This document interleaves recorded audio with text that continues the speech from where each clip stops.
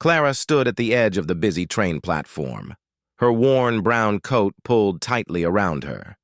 The late evening air was sharp, carrying with it the metallic scent of rails and the faint aroma of roasted chestnuts from a vendor down the street. She shifted her weight from one foot to the other, her fingers brushing the inside of her purse where a single $10 bill rested. It was the last bit of money she had until her next paycheck, and she had planned to use it for a simple dinner. At the small cafe near her apartment, the train station buzzed with life. Suitcases rattled over the tiles. Announcements echoed overhead, calling out destinations. People in thick scarves hurried past, their faces set in concentration as if the world depended on them catching their next train. Clara tried to lose herself in the rhythm of it all, hoping the minutes would pass quickly. As she stared at the track, she noticed a man walking slowly along the platform. He was tall, wearing a gray coat that seemed a little crumpled, as though he had been traveling all day. His dark hair was slightly disheveled, and his expression was somewhere between embarrassment and worry. He glanced around as if searching for someone but finding no one to help. Finally, his eyes settled on Clara. He approached cautiously. "Excuse me," he said in a polite, almost hesitant tone. "I hate to ask this, but I seem to have lost my wallet. I need $10 for a ticket to get home. I promise I'll return it to you if you give me your address." Clara felt her fingers close tightly around her purse. Her mind worked quickly. $10 was all she had. It was not a small amount to her. She thought of her empty kitchen shelf, the bread and tea she had planned to buy on the way home. Yet, something in his eyes made her pause. They were calm, but carried a flicker of desperation that didn't feel like a trick. $10 is all I have," she admitted quietly. The man's shoulders slumped slightly, and he gave a small nod. "I understand. I'm sorry for bothering you." He began to step away, his gaze dropping to the floor as if the weight of the day had finally settled on him. Clara took a slow breath. She remembered moments in her own life when she had been the one asking for help. There had been times when she wished a stranger would look past suspicion and see her humanity.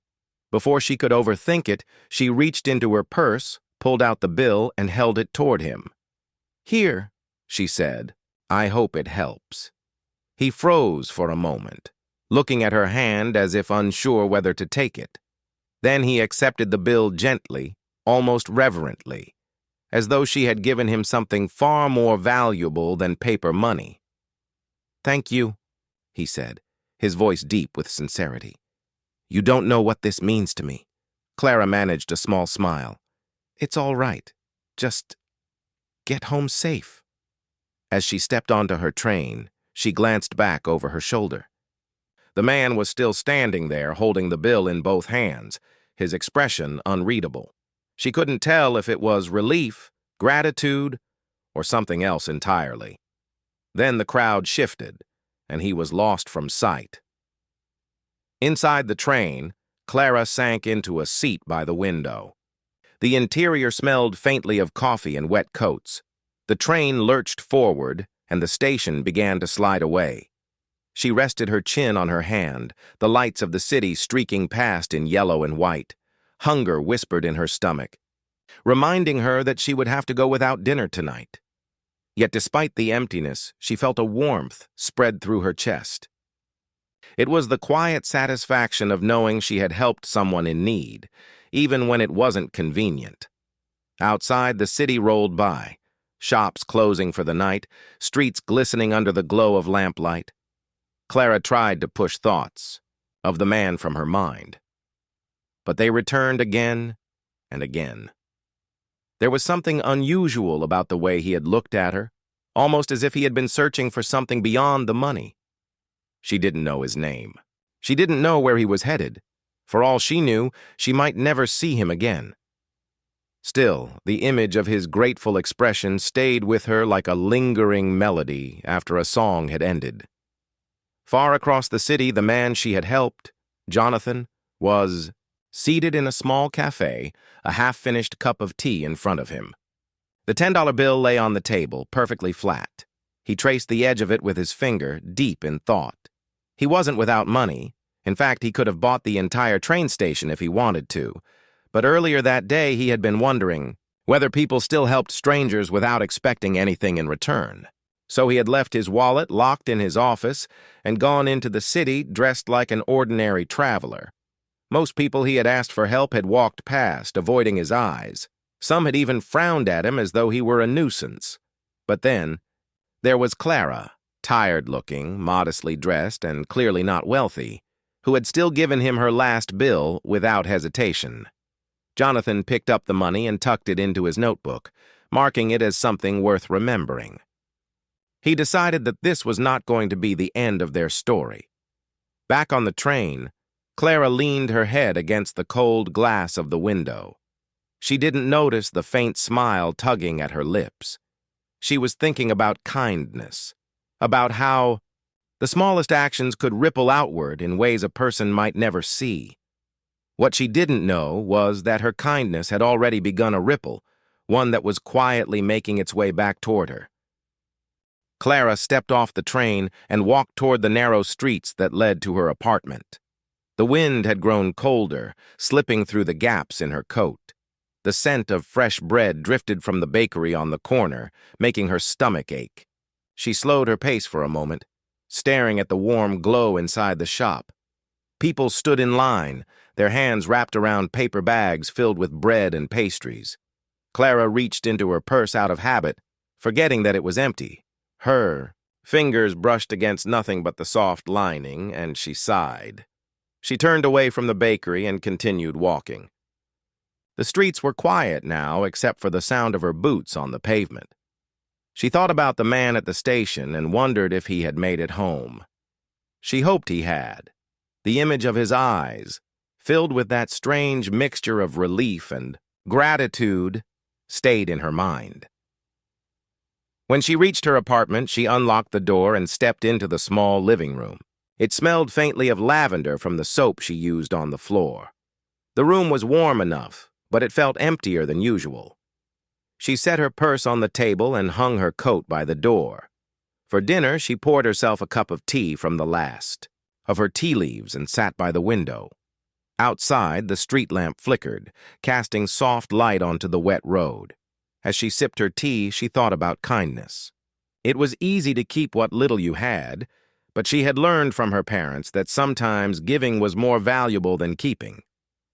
They had never been wealthy, but they had always shared what they could.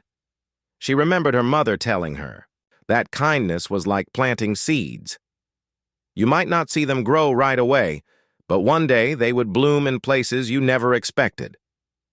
Far away, in a quiet corner cafe, Jonathan sat at a table near the window. The cafe was almost empty now, with only a few people chatting softly over their drinks. A soft tune played from the old radio behind the counter. The $10 bill that Clara had given him lay in front of him, perfectly flat against the wood. He looked at it for a long time. Jonathan had spent most of his life surrounded by wealth. He had cars, properties, and investments, but he had grown curious about something money could not buy easily: genuine kindness. That morning, he had set out to test the city. He wanted to see how people would react if a stranger asked for help without any proof of who he was. He had walked to the station with no wallet, wearing a coat that was far less expensive than the ones hanging in his wardrobe. The reactions he had received during the day had been disappointing. Many had looked at him with suspicion. Some had walked past without even hearing him out. A few had made excuses. By the time he approached Clara, he was ready to end the experiment. But her response had stopped him. She had hesitated, yes, but not because she doubted him. She had hesitated because what he asked for was all she had. And then she had given it anyway. Jonathan picked up the bill and folded it carefully. He slid it into his notebook, next to a blank page where he planned to write her name as soon as he learned it. He didn't know yet how he would find her, but he was certain that he would. Clara, unaware of his thoughts, finished her tea and wrapped herself in a blanket. The hunger in her stomach was still there, but it felt smaller compared to the quiet satisfaction in her heart. She imagined the man sitting on a train somewhere, holding a ticket in his hand because she had helped. She told herself that was enough. The next morning, she woke to the sound of rain tapping against the window. She dressed for work, choosing her plain gray sweater and black skirt. At the small office where she worked as a receptionist, her day passed in a blur of phone calls, paperwork, and polite greetings to visitors. But in the quiet moments, her mind kept drifting back to the station. She tried to shake it off, reminding herself that she would never see that man again. Jonathan spent his day in meetings, his mind only half on the business matters being discussed. The other half was focused on the woman from the station. He could not explain why she had made such an impression on him. Perhaps it was the simple way she had handed over the money without demanding proof or explanation. Perhaps it was the kindness in her eyes. Whatever the reason, he knew that this was not a story that would end at the station. By the evening, Clara's week felt a little heavier. The bills on her table seemed taller than before, and the fridge was still nearly empty. She told herself she had no reason to regret what she had done, and she meant it. That $10 had bought her a sense of purpose that money could not measure. In another part of the city, Jonathan sat in his study, the folded bill still in his pocket. Outside, rain streaked the windows, blurring the view of the city lights. He thought about how rare it was to meet someone who gave without thinking of what they would get back. The thought stayed with him until he made a quiet decision. He would find her, and when he did, he would make sure she knew that her kindness had not gone unnoticed. Clara fell asleep that night to the sound of rain, unaware that somewhere out there, a stranger was already planning to cross her path again. She thought her act of kindness had ended at the train station, but in truth, it was only the first step in a journey that was about to unfold in ways she could never have imagined. The morning sun filtered softly through the thin curtains of Clara's small apartment. She sat at the little table near the window, sipping tea and planning her day. It was a Saturday, which meant she did not have to rush to the office. She was thinking of doing some cleaning, maybe walking to the park later to clear her mind. The sound of footsteps in the hallway outside caught her attention. Then came the light metallic clink of the mail slot. She heard something slide onto the floor. Setting down her cup, she went to check. On the floor lay a single envelope. There was no return address, only her name written neatly in dark ink. The handwriting was unfamiliar. She picked it up slowly, turning it over in her hands. It was sealed. Carefully, almost with intention, as if whatever was inside mattered greatly. Clara sat back at the table, her fingers hesitating at the edge of the envelope before finally breaking the seal. Inside, she found a folded piece of paper and something else, her $10 bill. She stared at it for a moment, confused. Then she opened the note. The message was short, written in the same neat handwriting on smooth, cream-colored paper. Thank you for your kindness. I would like to meet you again. If you agree, please come to Rosewood Cafe this Monday at 4 p.m. Jonathan, she read the note twice, trying to make sense of it. The name Jonathan did not bring up any clear memory. She had not even asked the man at the train station for his name. But she understood now. He was the same man she had given her last money to. Clara set the bill on the table and looked at it for a long moment. She could not understand why he would return the money in such a careful way or why he wanted to meet her again. Most people would have simply kept the help they received and moved on. Something about the way he had gone out of his way to find her felt unusual. All weekend, the thought stayed in her mind. She wondered how he had found her address. She also wondered if it was wise to meet him. Yet each time she considered ignoring the note, something in her heart pushed her to go. She told herself that if she met him in a public place like the cafe, there was nothing to fear. Monday arrived with a crisp chill in the air. Clara chose her light blue sweater and a navy skirt. She brushed her hair carefully and tied it back in a simple ribbon. She did not know why she felt nervous. Perhaps it was because she had no idea what he might say. The Rosewood Cafe was small and warm, its large windows letting in the afternoon light. The scent of freshly baked bread and brewed coffee hung in the air. Clara stepped inside, her eyes scanning the tables. Near the back, she saw him. Jonathan was dressed in a simple dark sweater and a clean white shirt. He stood when he saw her, his face lighting with a gentle smile. "Clara," he greeted, as if he had known her name all along. She sat across from him, the wooden chair creaking softly. "You found me," she said. He nodded. "I did. I wanted to return your money, but more than that, I wanted to thank you in person. That day at the station, you didn't know me, yet you helped me without question." Clara smiled faintly. "I hesitated," she admitted. "It was all I had at the time." "That is exactly why it meant so much," Jonathan replied, his voice steady. "You gave when it was not easy to give. That is rare." They ordered tea, and for a while they spoke about simple things. Jonathan asked about her work, her hobbies, the places she liked to visit in the city. Clara learned that he had lived in the city for many years, but liked to walk around quietly, unnoticed. He seemed to carry himself with quiet confidence, yet there was a warmth in the way he listened. At one point she asked, "Why were you at the station that day without a wallet?" Jonathan hesitated for a moment, then said, "I wanted to see how people would respond to a stranger asking for help. Many walked past." "You didn't?" Clara tilted her head slightly. "You were testing people?" "In a way, yes," he said. "But I wasn't looking for proof of kindness in a general sense. I was just curious. You were the only one who stopped. That stayed with me." Clara did not quite know how to respond to that. She sipped her tea and looked at him thoughtfully. There was still something about him she could not fully read, something that seemed like a part of a larger story. When they finished their tea, Jonathan stood and walked with her toward the door. Outside, the street was alive with people heading home from work, the air crisp with the scent of roasted chestnuts from a vendor nearby. Jonathan turned to her before they parted. "I hope we can meet again," he said. Clara gave a small nod. "All right," she replied. As she walked home, the letter folded neatly in her purse. She felt a mix of curiosity and caution.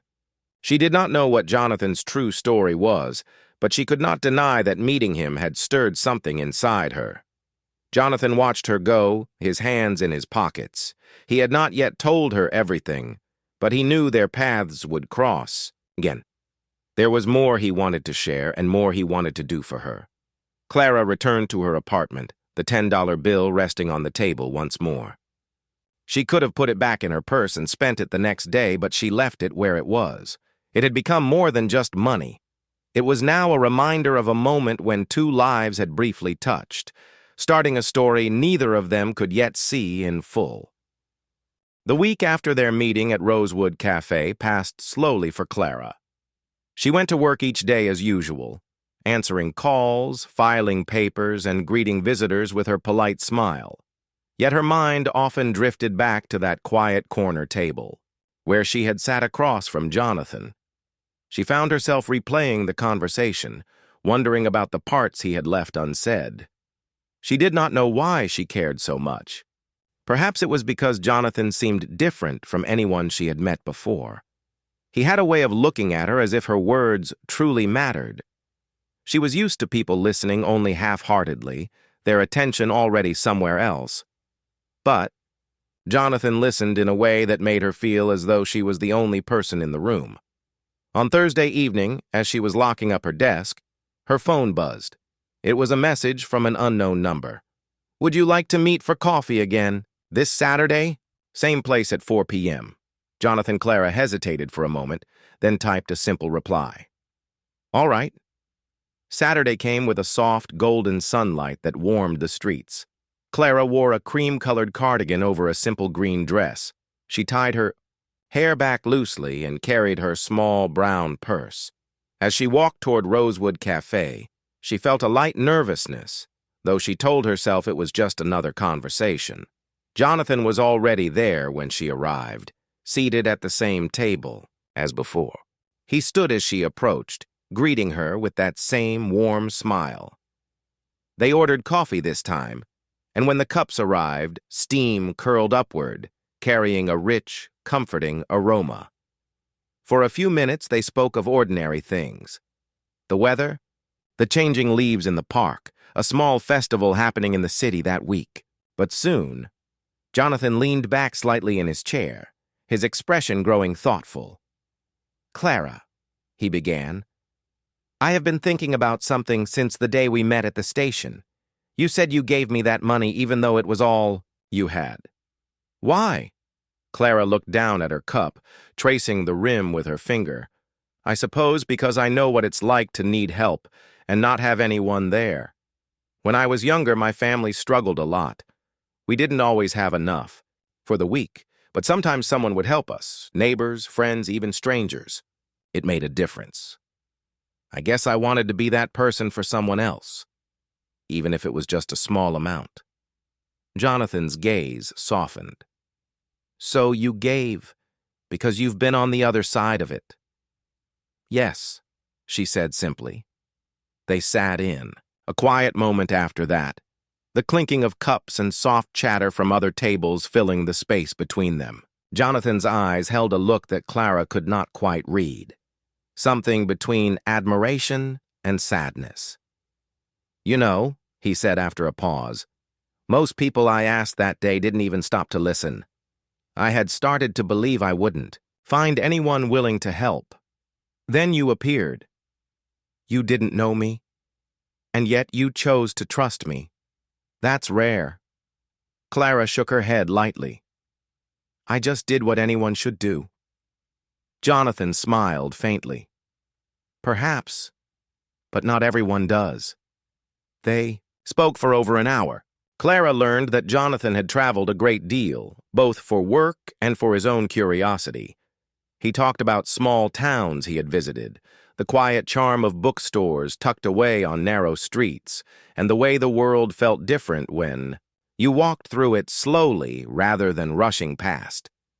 In turn, Clara shared little pieces of her own life, her love for sketching flowers in the park, her habit of baking bread on weekends when she could afford it, the way she sometimes stayed up late just to listen to the rain. She found herself speaking more than she expected, drawn in by Jonathan's quiet attentiveness. When the conversation drifted into a comfortable silence, Jonathan set down his cup and said, "Clara, there's something you should know. That day at the station, I wasn't actually stranded. I had my wallet locked away at my office. I was trying to see how people would react to someone in need." Clara blinked, processing his words. "So you were testing people?" "Yes," Jonathan admitted. "I wasn't looking for money. I was looking for kindness. And you gave it." She leaned back slightly, unsure how to feel. "Why would you do that?"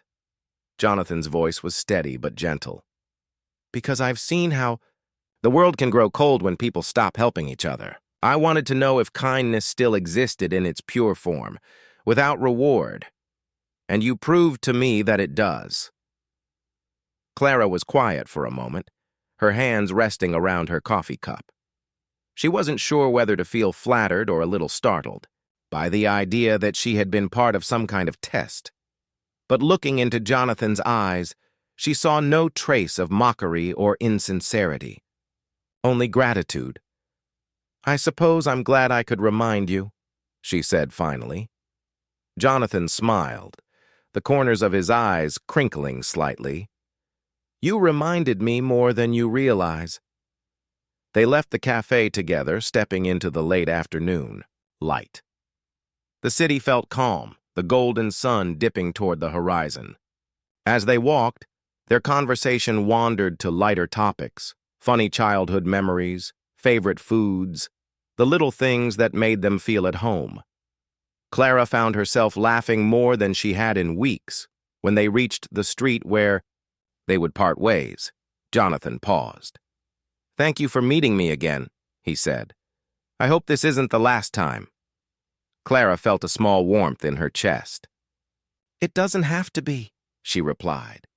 He nodded, a satisfied look in his eyes, and they went their separate ways. Clara walked home with the sound of their conversation still playing in her mind. She didn't know exactly where this unexpected connection might lead, but she knew it was something she didn't want to end just yet. Jonathan watched her until she disappeared into the crowd. He had told her part of the truth, but not all of it. There was still more he wanted her to know when the time was right. It was a week after their second meeting when Clara received another message from Jonathan. This time it was an invitation, not for coffee, but for an evening event. "There is a charity gala this Friday evening at the Grand Hall. I would like you to come as my guest." Clara read the message twice, unsure what to think. She had never been to a gala before. The name Grand Hall alone made her picture a grand building filled with chandeliers and people in elegant clothes. She typed back a hesitant reply, "I don't have anything suitable to wear for such an event." A moment later, another message appeared. "Don't worry about that. Just be there. I will be waiting at the entrance at 7 p.m. All week, she debated with herself about going. Part of her felt it was too unusual, too far from her world. Another part was curious. Jonathan was a mystery, and perhaps this would finally reveal more about who he was. When Friday evening came, Clara chose her best outfit, a simple black dress she had worn only twice before. It was not expensive, but it was clean and well kept. She wore her hair down and carried her small purse. The streets glowed with warm lights as she made her way to the Grand Hall. The moment she saw the building, her breath caught. Tall pillars stood at the entrance, and soft golden light poured from the large windows. Inside, the sound of music and conversation floated into the night air. Jonathan was waiting near the door, dressed in a perfectly tailored dark suit. He looked different in formal wear, yet the same warmth remained in his smile when he saw her. "You look wonderful," he said sincerely. "Thank you," she replied softly. "This place is beautiful." They walked inside together, and Clara's eyes widened. The hall was breathtaking. Crystal chandeliers hung above, casting light that made the polished floors shine. Tables draped in white cloth were set with silverware that looked far too fine for her to touch. People in elegant gowns and suits moved gracefully through the room, holding glasses and speaking in low, refined voices. Jonathan led her through the crowd, greeting people along the way. Some smiled warmly at him, others nodded with polite respect. Clara noticed that everyone seemed to know him, but no one seemed surprised to see him here. They stopped near a small stage where a host stood, preparing to address the guests.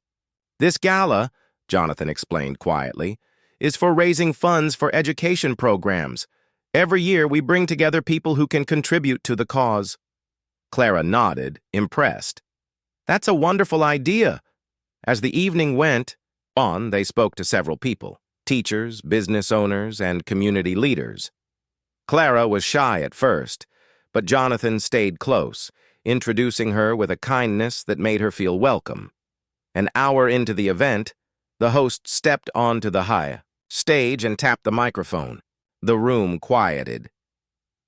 "Ladies and gentlemen," the host began, "thank you for being here tonight to support our work.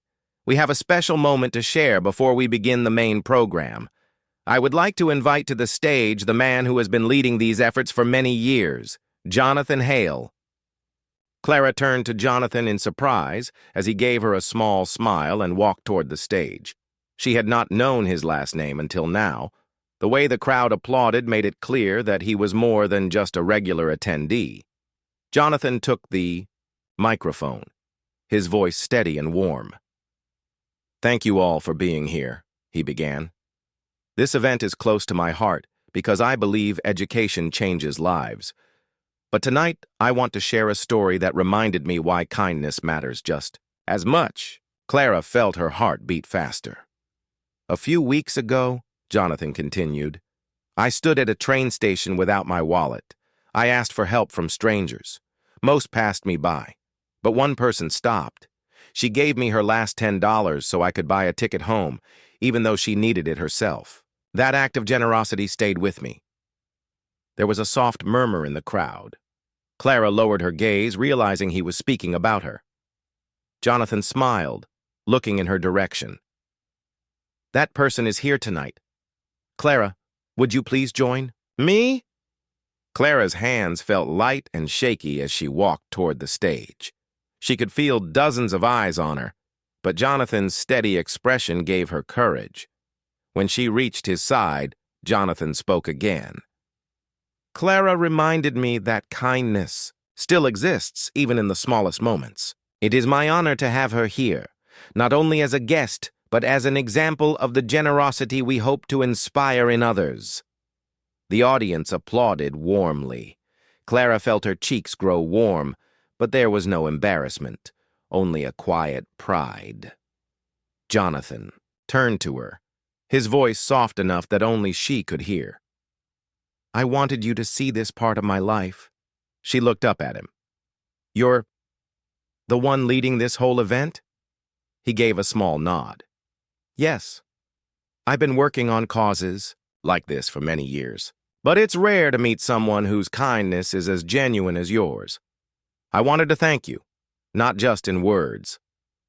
The host returned to the stage to continue the evening's program, but Clara's thoughts were still turning over what she had learned.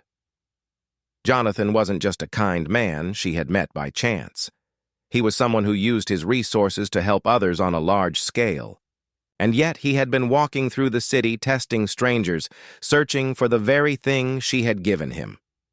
As they left the stage and returned to their table, Jonathan said quietly, There's more I want to share with you, but tonight is about the cause. Still, I hope this gives you a little more understanding of who I am. Clara nodded, a faint smile on her lips. It does, she said. She looked around the hall again, taking in the beauty of the evening. It felt like a different world from her small apartment and her quiet life. Yet somehow, sitting beside Jonathan, she did not feel out of place. She felt invited. The night of the gala had ended, but the memory stayed with Clara for days. She replayed the moment on stage again and again in her mind. She could still hear the applause, see the faces of the guests, and feel the quiet pride that had filled her when Jonathan told her story. Life went back to its usual rhythm. Clara returned to work at the small bookstore where she spent her mornings organizing shelves and greeting customers. It was a peaceful job, though it barely covered her rent and groceries. She told no one about the gala. Somehow it felt like a private memory she wasn't ready to share.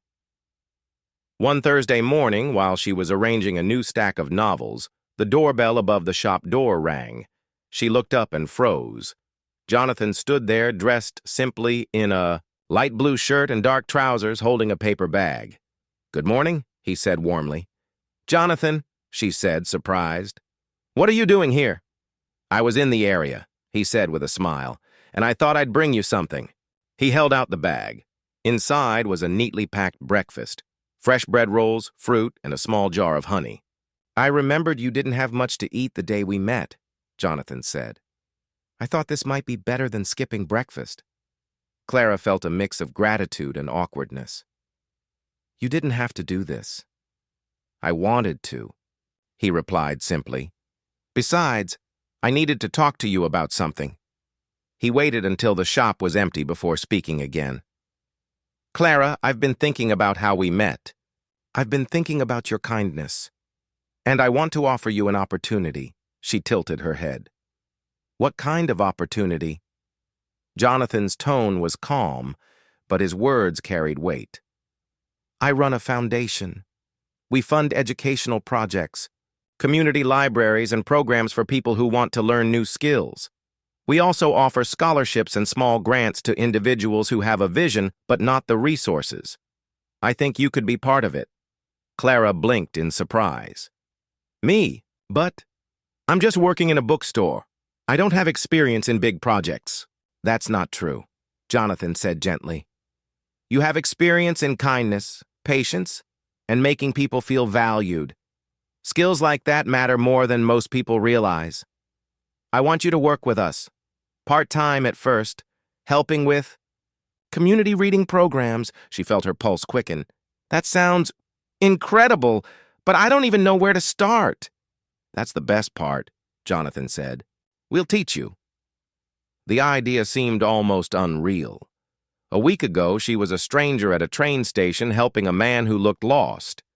Now that same man was offering her a chance to do something meaningful. Jonathan continued. "And there's one more thing.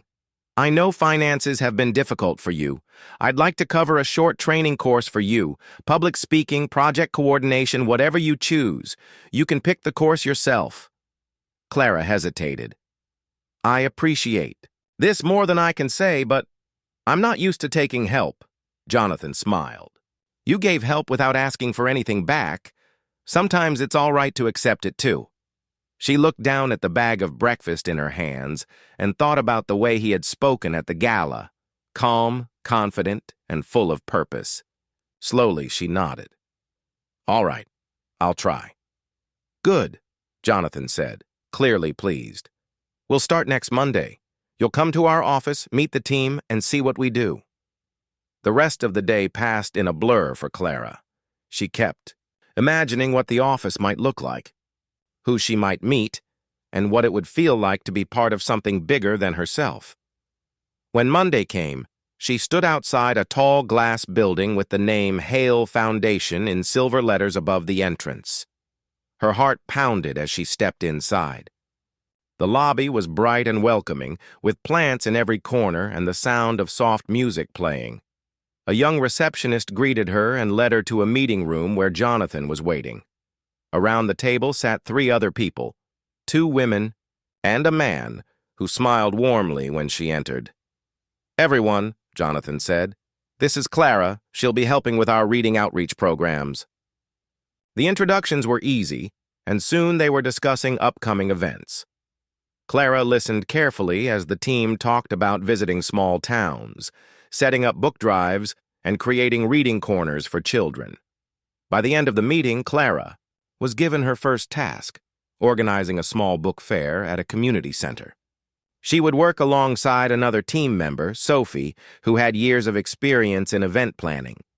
Over the next 2 weeks, Clara learned more than she had expected. She helped arrange tables, contacted local authors, and worked with volunteers. She discovered she had a talent for talking to people, convincing them to take part, and making them feel welcome. The day of the book fair arrived, and the community center buzzed with activity. Children ran from table to table, flipping through picture books while parents browsed novels and cookbooks. A local storyteller read aloud in one corner, and the scent of fresh coffee filled the air. Jonathan arrived halfway through the event. He watched quietly as Clara guided visitors, introduced authors, and answered questions. When the crowd thinned, he walked over to her. "You're a natural," he said. Clara smiled, feeling a quiet joy she hadn't known in a long time. "I didn't think I'd be able to do this, but I think I really like it." Jonathan's eyes softened. "Clara, this is just the beginning. You have so much more to give, and I want to make sure you have the chance to share it with the world." For a moment, Clara thought back to that rainy day at the train station. She had handed over her last $10 without thinking about what she might lose. Now, she realized, she had gained something far more valuable than she could have imagined, a purpose and a path she never knew existed. Weeks turned into months, and Clara's new role with the Hale Foundation slowly became a part of her life. She spent her mornings at the bookstore and her afternoons working on projects for the foundation. Each day brought new experiences. meeting local authors, arranging small library spaces, and encouraging children to read. She discovered that her voice mattered, and that her ideas could inspire others. Jonathan often checked in on her progress, but he never interfered with her decisions. Instead, he listened, offered advice when needed, and encouraged her to think bigger. Clara noticed how much he trusted her, and that trust made her more confident. One rainy Tuesday afternoon, Jonathan invited Clara to the foundation's main office for a meeting. She assumed it was about an upcoming project, but when she arrived, she found only Jonathan in the room. The table was empty except for a single envelope placed neatly in the center. "Sit down, Clara," he said gently. She sat, curious. Jonathan pushed the envelope toward her. "Open it," he said. Inside was a letter, neatly typed on thick paper. Clara began to read, her eyes widening as the words sank in. It was an official offer from the Hale Foundation, not for part-time work, but for a full-time position as the coordinator for community outreach. The offer included a salary, benefits, and even funding for a course of her choice to improve her skills. Clara looked up in shock. "Jonathan, of course, this is too much." "It's not too much," he said. "You've already proven what you can do. You've helped us connect with people in ways that numbers and reports never could. I want you to have a stable role here, so you can keep changing lives without worrying about how you'll pay your bills." She felt tears prick at her eyes, but quickly blinked them away. "I don't know what to say." "Say yes," Jonathan replied with a small smile.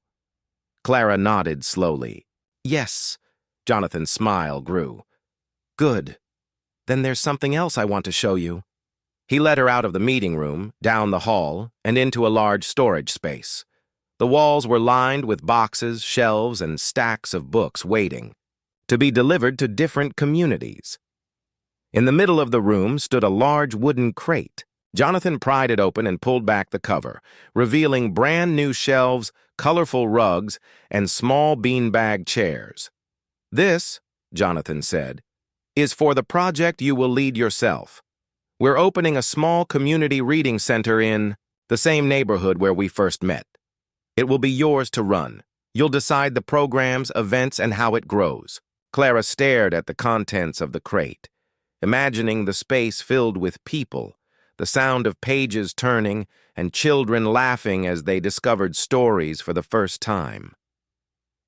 "I don't know why you've done all this for me," she said quietly.